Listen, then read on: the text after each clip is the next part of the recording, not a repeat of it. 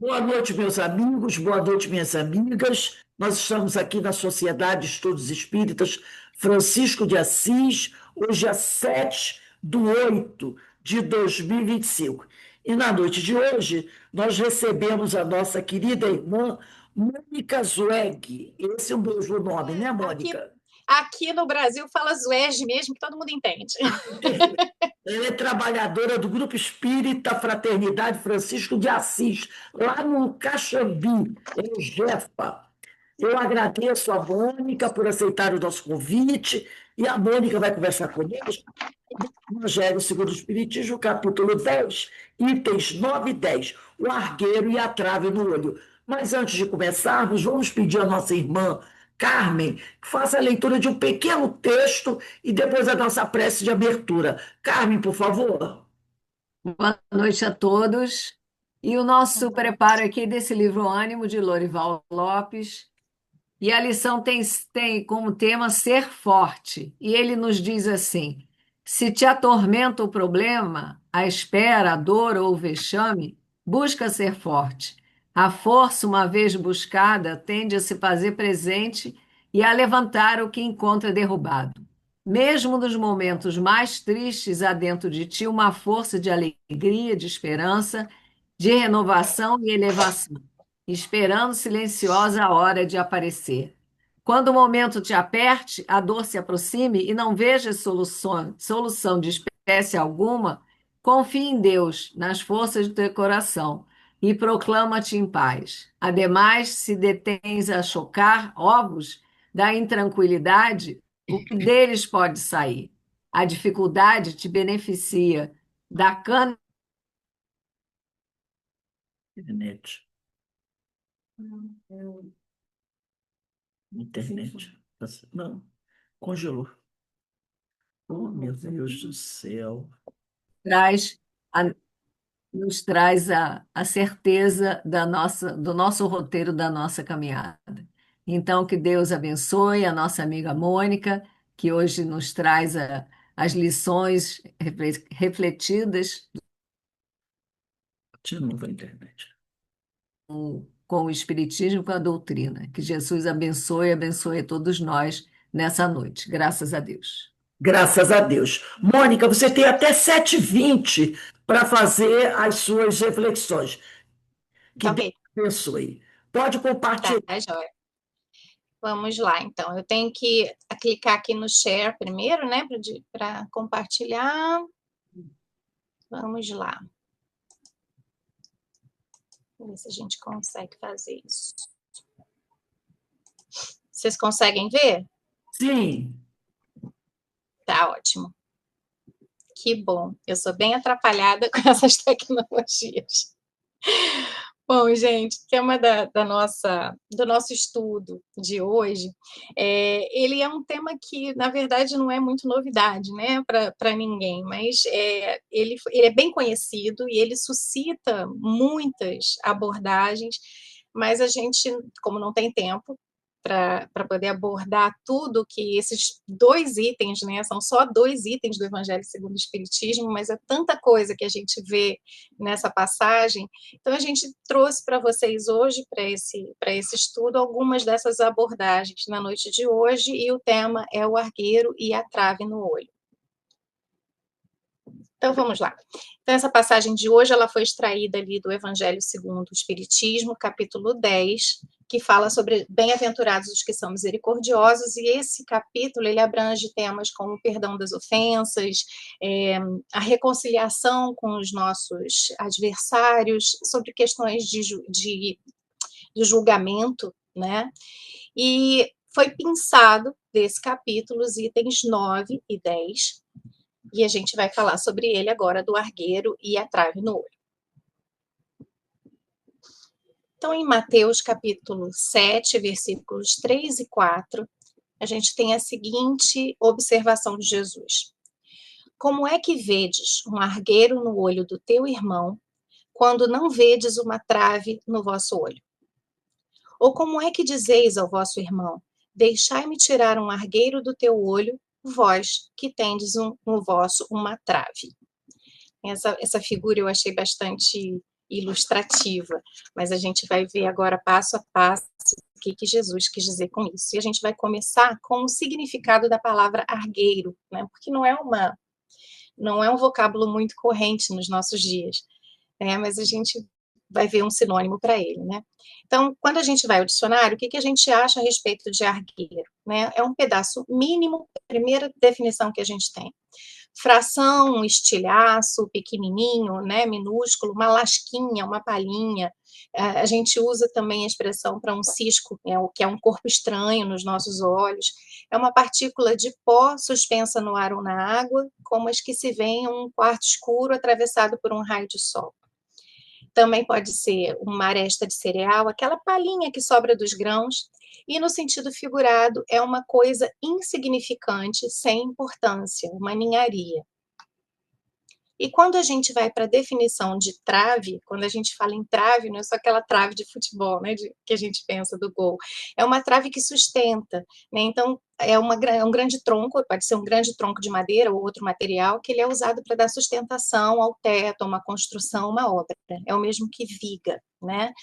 Então a gente vê aí que ele também pode ser visto como um pedaço de madeira ou outro material com o qual se sustenta uma estrutura, né? Então se a gente fizer ali um termo comparativo, se a gente comparar essas dimensões, né, quando Jesus fala do argueiro e da trave, é mais ou menos isso que a gente vai ilustrar aqui, ó. Como se a gente fosse capaz de ver uma partícula pequenininha, né? Vou botar uma seta aqui só para a gente ver. Imagina que você jogou um monte de partícula no ar, como ele fala ali, num quarto escuro que foi iluminado por um facho de luz. A gente tem a capacidade de enxergar essa partícula mínima em suspensão no ar, mas a gente não consegue enxergar isso aqui, ó. A gente não consegue perceber o que às vezes está diante dos nossos olhos, ali gritando em letreiro, piscando, mas a gente não consegue perceber. Então, é essa a comparação que a gente faz aqui nesse capítulo.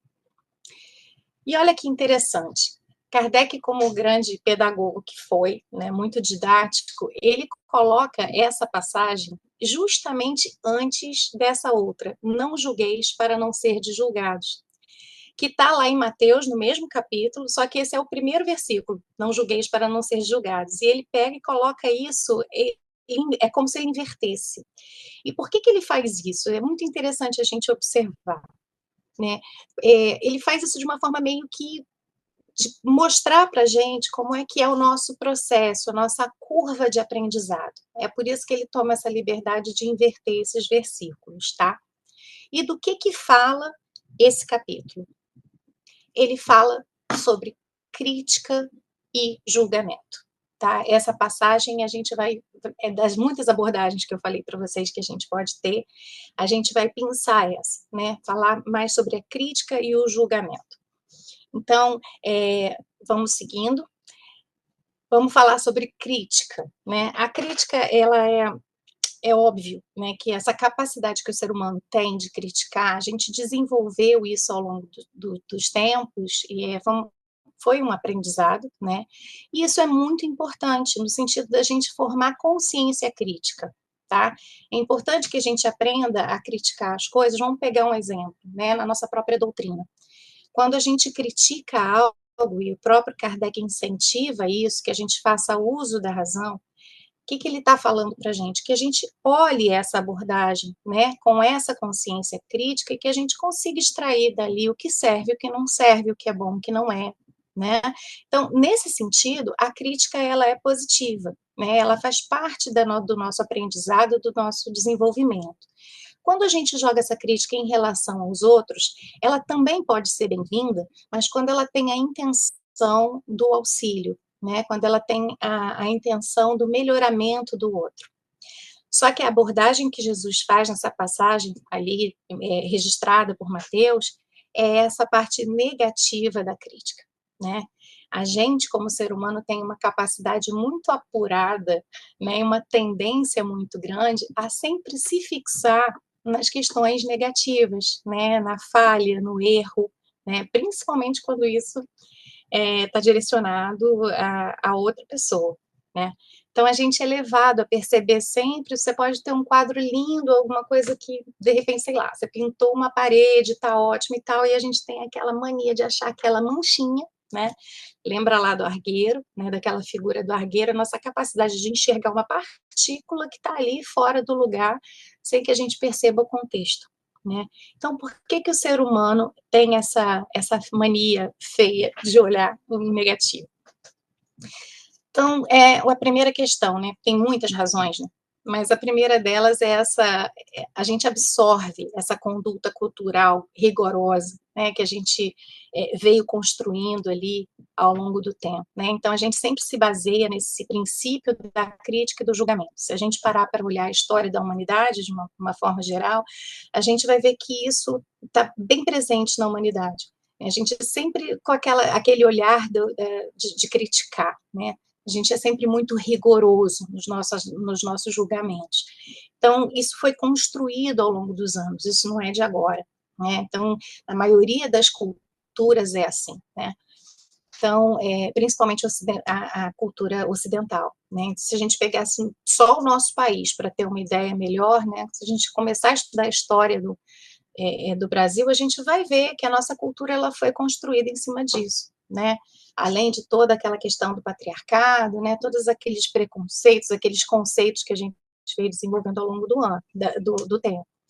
Então, a gente já é habituado a essa cultura rigorosa, essa mania de julgar, de criticar tudo. A segunda questão é que também é uma tendência nossa da gente estabelecer estereótipos, né?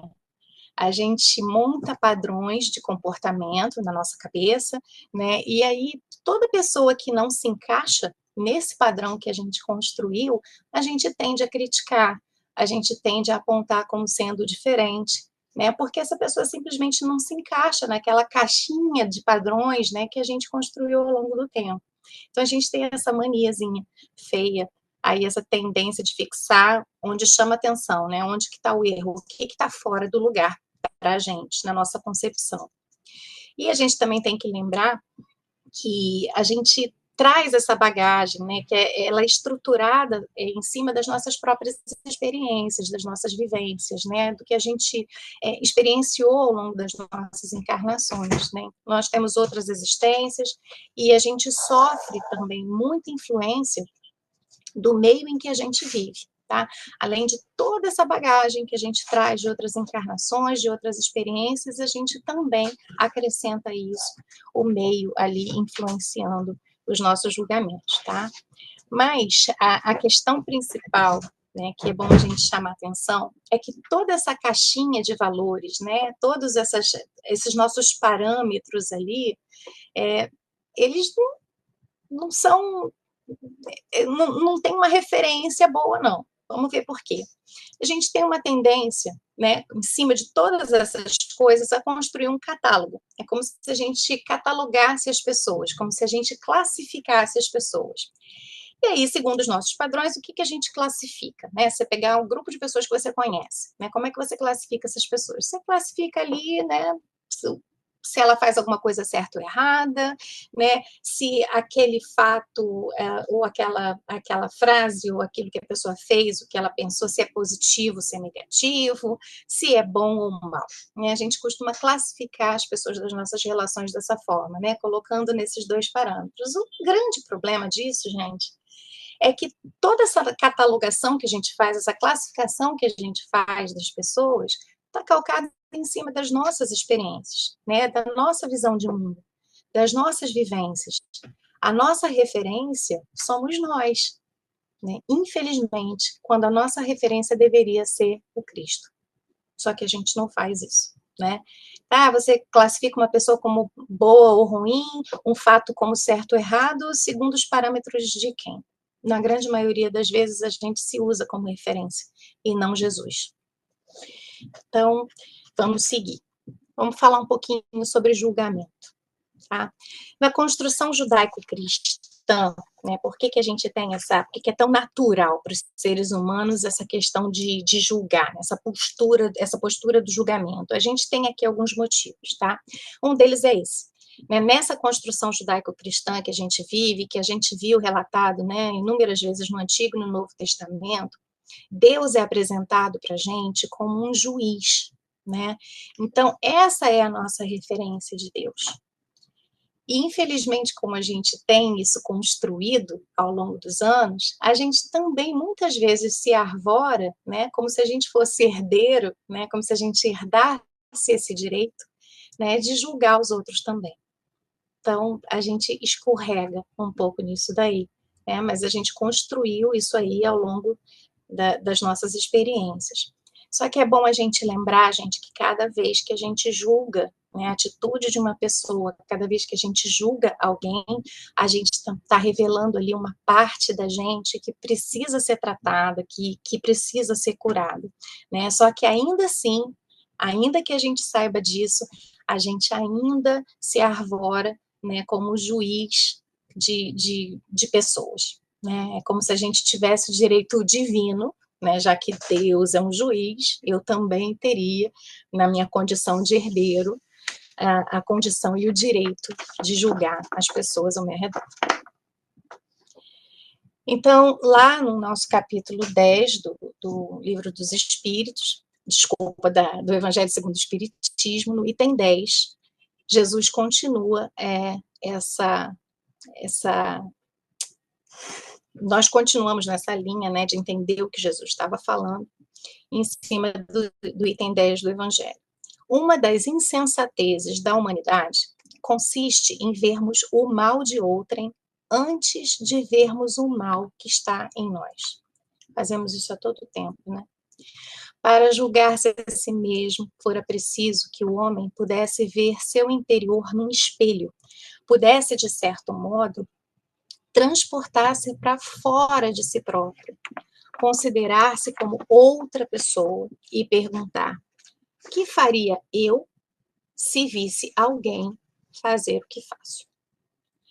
Então, nessa passagem do Evangelho, a gente pensa o seguinte: seria muito interessante que a gente pudesse ver a nós mesmos, né, de uma outra maneira, que não aquela que a gente enxerga quando a gente olha no espelho. É como se a gente pudesse olhar e se ver, não ver a casca, né? Não ver o exterior, não ver a fachada, mas se a gente pudesse se olhar por dentro. Né? Eu acho que esse seria o grande barato, assim, como seria isso? E como será que eu me enxergaria se eu me visse fazendo as coisas que eu faço, se eu me visse dizendo as coisas que eu digo, né? Se eu me visse pensando as coisas que eu penso? Será que a minha visão de mim seria a mesma, né? Como é que seria essa brincadeira? Né? Então, é essa reflexão que a gente é convidado a fazer. Se fosse eu do outro lado do espelho, me observando, como é que eu me veria? Só que tem uma questão, né? A gente, para se enxergar, para olhar para esse espelho, é sempre um processo muito difícil, muitas vezes ele é doloroso, né? A gente custa a enxergar quais são as nossas limitações, quais são as dificuldades que a gente tem, quais são as nossas imperfeições. Dói, né? Muitas vezes dói olhar no espelho, né? Se entender imperfeito nem sempre é um processo fácil, né? Então, por que a gente enxerga no outro? Porque a gente projeta no outro, né? Então, a gente está vendo no outro aquela sombra que a gente fecha os olhos e que a gente não quer enxergar dentro da gente mesmo. É mais fácil você enxergar no outro, né? Então, o outro está constantemente refletindo aquilo que me incomoda. Às vezes a gente reclama assim, fulano é autoritário, né? Eu não me dou bem com essa pessoa porque essa pessoa é autoritária, é centralizadora. E as relações de trabalho, né? De maneira geral. Então, imagina que você tenha lá uma chefia que não conversa, né? Não tem lá uma postura muito democrática, e aí as pessoas começam a taxar essa pessoa, não, porque é centralizadora, é rigorosa, isso, é aquilo. Mas a gente já parou para pensar, né? Se a gente pudesse fazer uma análise, né? Será que isso tem a ver comigo também? Será que eu, nas minhas atitudes do dia a dia, também sou uma pessoa centralizadora? Também sou uma pessoa que né? Então, normalmente, quando a gente olha no outro, a gente está vendo refletido aquilo que a gente ainda precisa trabalhar na gente, né? E é uma orientação que a gente recebe dos espíritos que todo mundo tem cisco e tem trave nos olhos, né? Então, todo mundo sabe que é imperfeito, e nós, como espíritas, sabemos disso com muita propriedade, né? A gente é orientado desde sempre a compreender o nosso processo evolutivo. A gente sabe que a gente está num mundo de expiação e provas, ou seja, se a gente fosse perfeitinho, se a gente fosse muito legal, se a gente não tivesse mais nada para aprender, a gente não estava aqui na Terra, né? Mas, às vezes, a gente é um pouco mais resistente a essa verdade, né? Então, qual é a maior barreira, se a gente pudesse pensar assim, né? Qual é a maior barreira que a gente tem para enxergar? Por que é tão difícil a gente enxergar os nossos próprios defeitos? Ainda nesse item 10 do capítulo 10, a gente recebe essa orientação. Incontestavelmente, olha o danado aí, é o orgulho que induz o homem a dissimular para si mesmo os seus defeitos, tanto morais quanto físicos, né? Então, eles dizem, os espíritos dizem para a gente que o orgulho ele é o pai de todos os vícios morais que a gente tem, né? Então, por que é difícil a gente enxergar os nossos próprios defeitos, né? As nossas falhas? Porque a gente ainda é muito orgulhoso. E tem uma outra questão também, ó. O nosso ego, ele tenta se proteger a qualquer custo. Então, essa coisa da gente se fechar em copas, porque a gente está o tempo inteiro buscando se justificar, né? A gente passa um pano, né? Como o pessoal fala hoje em dia, a gente passa pano para a gente mesmo. Então, é uma luta interna. Por mais que você tente, você tem ali o ego tentando se proteger e falar, não, eu não sou tão ruim assim, né? Não, eu não sou assim, eu não sou desse jeito. É a primeira coisa que a gente faz aí do alto do nosso orgulho. E aí a gente volta um pouquinho no capítulo anterior a esse que a gente está estudando, capítulo 9, do Evangelho segundo o Espiritismo, lá no item 9. Olha o que é falado para a gente com relação à cólera, né? Esse item, ele trata sobre a cólera. Olha que interessante. O orgulho vos induz a julgar-vos mais do que sois, a não suportardes uma comparação que vos possa rebaixar, a vos considerardes, ao contrário, tão acima de vossos irmãos, quer em espírito, quer em posição social, quer mesmo em vantagens pessoais, que o menor paralelo vos irrita e aborrece. Olha o orgulho falando bem dentro da gente aí, né? Então a gente olha eu tomei um choque, né? É engraçado a responsabilidade da gente. Estava pensando sobre isso enquanto estava estudando e falei assim, nossa, a grande responsabilidade das pessoas que conduzem estudos ou que palestram é que a gente, antes de mais nada, a gente toma para a gente, né? A gente, às vezes, mesmo você escolhendo um tema, né, que eu não acho que seja por acaso, porque na maioria das vezes que as pessoas pedem para a gente fazer uma palestra com tema livre, a gente pensa assim, não, vou falar sobre isso, sobre aquilo, e às vezes não dá, porque a espiritualidade fica sinalizando para você o tempo todo assim, não, você não vai falar disso não, vem um outro tema, o tempo inteiro, né, na sua cabeça, como se a espiritualidade tentasse mostrar pra gente, olha, é disso aqui que você tem que falar, porque é isso aqui que você tem que aprender, né? E isso acontece tanto com os temas livres, quanto os temas que dão pra gente fazer, né? Não, olha, por favor, você fala sobre isso daqui, né? E às vezes é uma passagem lá do Evangelho que você já passou há muito tempo, né? Isso acontece com todo mundo. Toda vez que a gente relê as obras de Kardec, a gente tem um olhar diferente, né? Porque a gente cresce, porque a gente passa por experiências diferentes, né? Então, quando a gente olha isso aqui, nossa, né? Parece que você veste a carapuça e amarra lá no pezinho. Olha o danado do orgulho ali, né? Inflando o nosso ego o tempo todo. Né? Gente, por isso que é muito difícil a gente se olhar, e é difícil a gente admitir que a gente ainda é orgulhoso. né? É muito difícil. Mas se a gente prestar atenção nas nossas situações do dia a dia, né, na nossa vida de relação, isso acontece com muita frequência, né? Por mais que a gente não queira, muitas vezes a gente se julga maior, a gente se julga superior, a gente se julga melhor do que o nosso irmão. E isso aí é o orgulho, aí, perturbando o nosso juízo, né? Então, o ego, gente, quando ele se alia ao orgulho, ele causa alguns danos para a gente, né? Então, primeiro vamos definir mais ou menos o que é o ego, né? Vamos conceituar, definir, não vamos conceituar, porque a gente vai encontrar N definições aí na literatura. Mas eu separei duas aqui que eu achei muito interessantes, olha só. O ego, ele pode ser entendido como um conjunto de crenças e padrões de comportamento que formam a nossa personalidade. O ego, ele tem muito a ver com o conceito que a gente faz sobre a gente mesmo, tá? Como eu me vejo, né?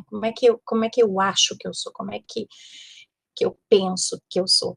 Então, isso aí leva a gente para um outro ponto, né? Quando a gente alia ego com orgulho, porque a gente não suporta, né? A gente, na maioria das vezes, não suporta se sentir menor, se sentir falho, se sentir frágil, né? Então, porque a gente não suporta isso, a gente desvia o foco, porque eu não quero olhar para dentro de mim. Né? Então, tá ali o ego com o orgulho juntinho e fala assim, olha, joga esse foco aí, esse holofote para outro lugar, porque aqui ainda não tá dando para ver, né? E aí o que a gente faz? A gente joga o foco para o outro, é mais fácil, né? Então, quando a gente aponta o foco para o outro, a gente tem a falsa sensação, a falsa impressão de que a gente não precisa melhorar dentro da gente mesmo. A gente vive se pegando em armadilhas, né, gente? Isso é muito ruim. Então, vamos lá. O nosso ego, né? Por que a gente tem essa satisfação? Acho essa figura também muito interessante, né? É engraçada até. Você vê lá o menininho coçando o olho, normalmente quando cai um cisquinho no olho a gente fica irritado, né? Aquele processo inflamatório, você fica tentando tirar o corpo estranho dali, não consegue, inflama. E aí tem o colega ali do lado, ali, parece que com satisfação, dizendo, olha só, você tem um cisco no seu olho. E uma trave desse tamanho, que ele não consegue ver. Então, quando a gente faz isso, é como se a gente estivesse massageando o nosso ego. Isso é ruim de admitir, né? Mas é verdade, assim, acontece. Essa questão da gente massagear o ego, né? De quando a gente está olhando, diminuindo o outro. E aí a gente veio para cá, para a sequência, né? Em Mateus capítulo 7, versículo 5, Jesus continua. Ainda sobre a trave e o cisco. Ele diz o seguinte, hipócrita, tira primeiro a trave do teu próprio olho e então enxergarás bem para tirar o cisco do olho do teu irmão. E aí eu estava comentando, não sei se vocês conseguiram ouvir isso, quando a gente vê Jesus falando hipócrita, parece, né, que hoje em dia quando a gente usa essa palavra é uma coisa bem pejorativa, né? Mas quando Jesus se refere à hipocrisia, ele está falando da hipocrisia no sentido da dissimulação, da gente fingir qualidades que a gente não tem, da gente ser inautêntico, né? A gente não está sendo sincero. Então, esse é um chamamento que Jesus faz para a gente, né? Então, assim, olha só, vamos olhar primeiro para dentro, ver o que você realmente é isso que você mostra ser, né? E eu estava brincando que nos dias atuais, se a gente fosse traduzir essa frase de Jesus, a gente ia dizer o seguinte, olha, cuida da sua vida, né? Toma conta da sua vida. Você tem ainda muita coisa para consertar dentro de si antes de apontar os erros dos outros, né? Antes de pensar em apontar e de tentar ajudar a tirar o cisco do olho do outro. Era isso que Jesus estava dizendo para a gente, né? Nesses termos, né, de hipocrisia. Vamos seguir então. Então, vamos falar um pouquinho sobre maturidade dos nossos sentimentos, das nossas emoções. Quando a gente já é emocionalmente maduro, né, quando essas coisas acontecem com um indivíduo que é emocionalmente maduro, qual é a atitude dele primeiro? Primeiro, ele reconhece, né? Ele se reconhece as suas emoções, reconhece as suas limitações, né? E a partir do momento em que ele conhece como ele trabalha essas imperfeições que ele possui, essas fragilidades que ele possui. É o que a gente busca na vida, né? Se melhorar. E nisso constitui a nossa verdadeira reforma íntima. Então, a gente só consegue isso quando a gente vai amadurecendo os nossos sentimentos, quando a gente vai amadurecendo emocionalmente. E aí, a gente, quando é capaz de fazer essa autoanálise, né, quando a gente é capaz de botar esse espelho na nossa frente e não olhar a casca, a fachada, mas o que tem por dentro, a gente se autoanalisa. E se a gente consegue se autoanalisar e consegue corrigir as nossas falhas, a gente avança no nosso caminho evolutivo, é ou não é? Então, eu acho essa outra figura também muito interessante, olha, quando alguém chega para você e fala assim, olha, tá sabendo do pecado do fulano? Um indivíduo que é maduro, né, que tem essa maturidade de sentimentos, ele vai falar assim, não sei não, eu estou muito ocupado corrigindo os meus próprios, né? É isso que a gente espera alcançar. Por outro lado, a grande parte de nós que ainda está aqui, né, o ser imaturo faz o quê? Ele ignora as emoções, ele prefere não reconhecer, né? Porque, como a gente falou antes, é muito dolorido, às vezes é muito difícil a gente reconhecer essas imperfeições em nós mesmos, né? Então, muitas vezes é melhor eu ignorar. Aquele vespeiro que eu não consigo colocar a mão ainda, né? É melhor eu ignorar. E às vezes, muitas vezes, né, na verdade, a gente é movido por esse orgulho e por esse ego que está ali machucadinho, né? Então, o que é mais fácil fazer para gente que ainda não amadureceu? Projetar em cima do outro aquilo que eu não quero enxergar em mim mesmo. Então, são essas duas diferenças. E aí, quando a gente projeta no outro, aí a gente critica, a gente julga, a gente condena o outro. Então, quais são as importâncias das nossas relações humanas? Ainda falando sobre o item 10, tá, gente? Eles vão seguindo ali nas frases, eles abordam essa questão das relações que a gente tem. Por que é tão importante a gente conviver? Primeiro, todo mundo tem cisco e tem trave no olho, tá? Mas a gente precisa de uma boa dose de autoconhecimento para identificar isso. Ou seja, tem que ter muito boa vontade, né? Se dispor a fazer isso. A gente aprende com o outro por meio da convivência, o que nos ajuda a identificar neles o que muitas vezes não somos capazes de enxergar em nós mesmos. Eu assisti uma palestra há pouco tempo falando sobre isso, né? Que a gente não olha a gente não anda o tempo todo com um espelho na nossa frente, né? A gente não está se vendo o tempo todo. Quem que a gente está vendo primeiro? Quem está com a gente, né? A gente está vendo o nosso irmão, a gente está vendo o nosso próximo. Então, é muito mais fácil a gente identificar neles, mas se a gente tiver essa disposição do autoconhecimento, ao invés da gente enxergar a falha no outro e a gente ficar criticando ele o tempo inteiro, a gente começa a enxergar as nossas falhas também, né? É assim que é por isso que o convívio é tão importante, né? O ser humano é um ser gregário e não é à toa, né? Deus coloca a gente no mundo dessa forma, né? Nessa dependência uns dos outros, né? Observando o outro, a gente descobre o que mais precisa trabalhar em si mesmo, né? Eu vendo o meu irmão, eu entendo o que eu preciso trabalhar melhor em mim. E quando a gente identifica alguma coisa no outro que está incomodando, que está lipinicando a gente, né? A nossa postura madura deveria ser essa: olhar para dentro e se perguntar, será que eu também faço isso? Né? Será que em algum momento da minha vida, se eu já não faço, eu não fiz? Ou pior, faço pior? Né? Então, essa coisa que eles falam ali no início do item 10, né? Se projeta para fora, se coloca se olhando de fora e se pergunta, será que no lugar dele eu também faria a mesma coisa? Será que eu, de uma forma ou de outra, eu estou agindo de maneira semelhante? Né? Ou eu sou pior do que ele? Então, para fazer isso, para ter essa boa dose de autoconhecimento, né, de autodescoberta, a gente precisa desnudar a nossa consciência mesmo. E aí a gente volta lá no Livro dos Espíritos, na questão 919, quando a gente tem esse aconselhamento, né, de Santo Agostinho, dizendo que um sábio da antiguidade disse para a gente a fórmula de como a gente faz isso: conhece-te a ti mesmo. Então, qual é o nosso papel? Né?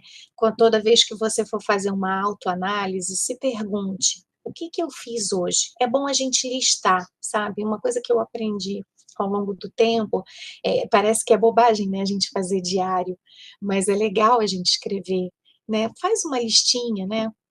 Das coisas que você tem dificuldade, das coisas que você precisa trabalhar, porque quando a gente relê aquilo, a gente interioriza, a gente reflete, né? Então, se todas as vezes, né, no final do dia, a gente pudesse se perguntar o que que foi que eu fiz hoje, né? Qual foi a derrapada que eu dei, né? Quem foi que eu ofendi? Quem foi que eu dei né, uma puxada de tapete? Será que eu falei mais grosseiro? Será que eu fui impaciente, né?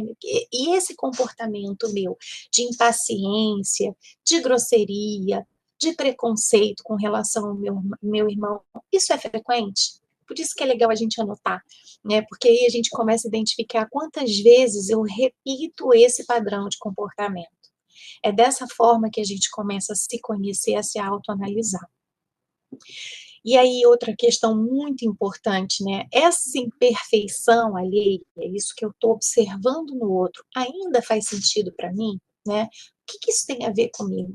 Por que que isso me incomoda tanto? Será que é uma emoção? Será que é um sentimento que ainda não está trabalhado, que ainda não está legal, que eu ainda não consegui me desvencilhar, né? Será que isso me incomoda porque ainda está ali? Porque ainda está doendo? Porque ainda é ruim ver que eu tenho isso também? Então, além disso, dentro desse item 10 que é tão pequeno, eles falam também sobre a questão da caridade real, né? Que a gente precisa, diante do erro do outro, ter esse olhar de compreensão, ter o acolhimento e ter a não condenação, né? Compreensão como? Olhar para o outro e perceber o que está por trás, né, daquela palavra enviesada que ele te mandou, daquela grosseria, daquela atitude que você achou que era equivocada, né? Procurar olhar por trás disso tudo. Acolhimento não é no sentido da gente passar pano, né? Não, não é isso. Né? Jesus ele não coaduna com erro, mas o acolhimento de entender que o outro talvez esteja fazendo o melhor que ele pode, né? Que ele também está se esforçando, porque a gente também é difícil, gente. Na convivência da gente com os outros, com familiares, com amigos, com pessoas do nosso ciclo de trabalho, a gente também muitas vezes é muito difícil. Então, se a gente conseguir olhar isso com um pouquinho mais de compaixão, de entendimento, de que, poxa, a vida não tá legal, mas talvez ele esteja fazendo o que ele pode, né? A gente vai ter esse outro lado da moeda, né? Com o tempo, praticando isso, a gente também vai adquirir das pessoas esse mesmo olhar, essa mesma compreensão. E a questão da não condenação vem logo a seguir, né, no livro no Evangelho segundo o Espiritismo, essa passagem, não julgueis para que não sejais julgados, porque com o juízo que julgais sereis julgados, e com a medida com que medis, vos medirão a vós. Então, é por isso que a gente tem que ter essa caridade real, né? Quando a gente encontra o erro, não é apontar o outro, não é expor o outro. Se você acha que, ok, você pode dar um toque, ótimo, né? Mas sempre no sentido de ajudar e nunca de criticar e de expor e de diminuir o seu irmão, porque você também vai precisar da indulgência do outro, né? E repreender não é o mesmo que condenar, né? Tem uma diferença grande sobre isso. Como a gente estava falando, Jesus ele não coaduna com o erro, né? Então é lógico que a gente, principalmente a gente que está na função ali de pais ou de educadores ou de tutores de alguém, é lógico que a gente tem responsabilidade sobre aquelas pessoas e que a gente de vez em quando vai precisar repreender os atos, né? Mas isso é diferente de condenar. A gente se pergunta, às vezes, a gente pode repreender as pessoas? Claro que pode, né? Mas sempre naquele sentido da crítica construtiva, sempre na intenção de ajudar. Se a sua intenção for diminuir, for maltratar, for humilhar, for expor, isso não é uma repreensão, tá? Isso você já está julgando, já está condenando. Então, elas são coisas bem diferentes. Quando a gente repreende, né, a gente está perguntando para essa pessoa, será que isso aqui é o melhor mesmo para você? Será que você não está disposto a mudar de atitude, a mudar de ponto de vista, né? A mudar o seu pensamento, a sua forma de falar, de se colocar? E quando a gente condena, o que a gente está fazendo? A gente está tendo prazer em falar mal. né? A verdade é essa. Quando você faz a fofoca, quando você expõe, quando você ridiculariza, quando você diminui, o que você está fazendo ali é só o prazer de fazer mal, e aí você já está julgando e condenando essa pessoa. É bem diferente de repreender, né? E aí, qual é o meu direito de condenar naquela pessoa o que eu ainda identifico em mim, né? A gente não viu lá na frente? Na maioria das vezes, todas as vezes que a gente critica, a gente está incomodado com alguma coisa que ainda está falando dentro da gente, que a gente não quer ver dentro da gente. Então, qual é o direito que eu tenho de condenar uma pessoa se ela está tendo uma atitude que eu ainda identifico em mim, ainda não consegui superar, né? Então, só para lembrar essa passagem linda de Jesus e da mulher adúltera, né? Quando as pessoas, aqueles homens chegam, né, e querendo apedrejá-la e chegam para Jesus e falam, olha, nossa lei fala que tem que apedrejar e tal, e Jesus, né, ele sempre tentando pegar Jesus, né, de alguma forma, ele fala, olha, então, tudo bem, então, quem de vocês não tiver pecado, que atire a primeira pedra, né, e aí um a um vai deixando cair as suas pedras e vai saindo, e Jesus vira para essa mulher e diz, onde estão os que te condenam? E ela diz, foram-se todos, Senhor. E aí ele fala, então eu também não te condeno, vá e não peques mais. Então isso ilustra bem o que a gente estava falando sobre não coadunar com o erro, né?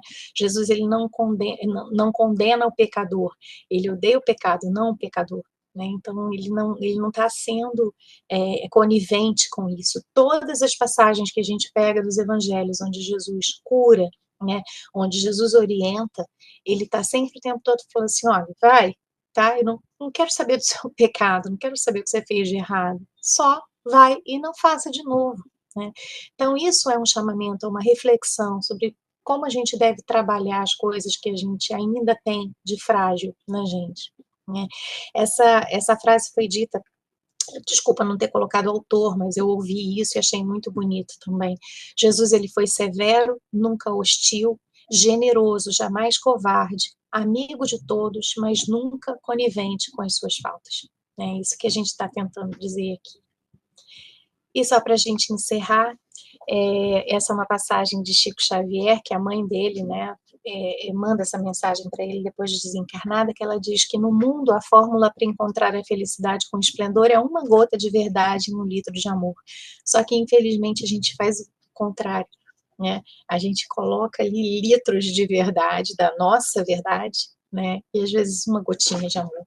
Então, o nosso estudo hoje é muito no sentido de fazer com que a gente pense nisso, mudar a nossa perspectiva, né? E diminuir um pouco os nossos julgamentos. É isso. Muito obrigado, minha amiga. Você pode interromper aí o compartilhamento. Te agradeço muito, muito, muito mesmo por essa linda palestra, esse tema tão bonito, né? Que você tão bem trouxe para todos nós. Desculpe aí o probleminha da internet, mas tecnologia, infelizmente, né? Essas coisas acontecem, mas foi ótimo. Eu tenho certeza que todos aqui gostaram muito, tanto que caiu, voltou todo mundo juntinho, rapidinho, né? Porque Internet é assim, tecnologias. o tema fala muito, né, ao nosso coração. Então, leve o nosso abraço aos companheiros do Jefa e espero poder contar com você Com certeza. aqui na casa de Francisco de Assis, tá bom? Então, meus irmãos, tá ótimo. Somos todos franciscanos. com certeza, com certeza. Então, meus irmãos, agradecemos muito a presença de todos na nossa casa nessa noite e vamos elevar o nosso pensamento ao alto, ao nosso Pai Criador, a Jesus, o médico das almas, tão bem falado hoje à noite pela nossa irmã Mônica, aos espíritos amigos, a Francisco de Assis, agradecendo essa oportunidade abençoada que todos nós tivemos nessa noite de refletir sobre esse tema tão importante para nosso processo evolutivo. E a nossa renovação moral tem que passar por aí. Passa por aí, de reconhecermos que ainda somos espíritos em evolução, buscando a nossa evolução, mas que precisamos respeitar e amar o nosso próximo como amamos a nós mesmos, como nos disse Jesus. Ama a Deus sobre todas as coisas e ao próximo como a ti mesmo. Que Deus abençoe a todos nós e nos dê uma boa noite de muita paz e muito amor. Tá bom, meus amigos? Então, vamos encerrando aqui. E, Seja. Mônica, ó, um beijo no seu coração, querida. Muito obrigada Mônica, pela sua presença. Beijo para vocês também. Muito obrigada por Nada. um um beijo no convite. coração. Excelente sua palestra, maravilhosa. Muito Obrigada, reflexiva. obrigada, gente. Parabéns. Prazer A todos vocês. conviver com vocês um pouquinho. Tchau, gente. Tchau, tchau. Beijo. Tchau, Fiquem tchau. Boa noite. todos